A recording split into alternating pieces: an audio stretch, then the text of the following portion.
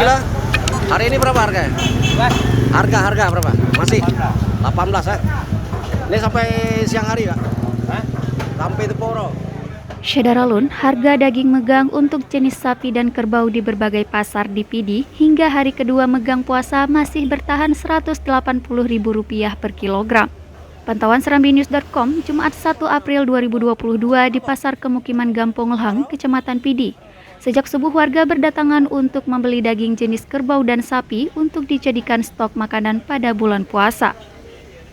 Mahdi, salah satu pembeli, mengatakan, ia membeli daging di hari megang kedua karena pusat pasar khususnya ikan menjadi sepi, sehingga stok daging menjadi solusi lauk nasi.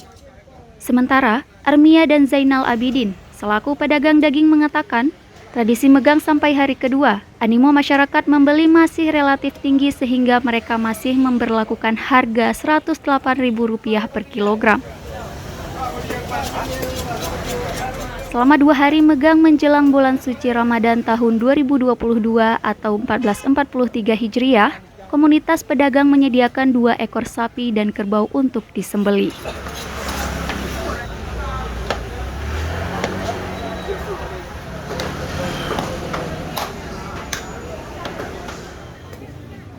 Dari Sigli, Idris Ismail, Serambi On TV.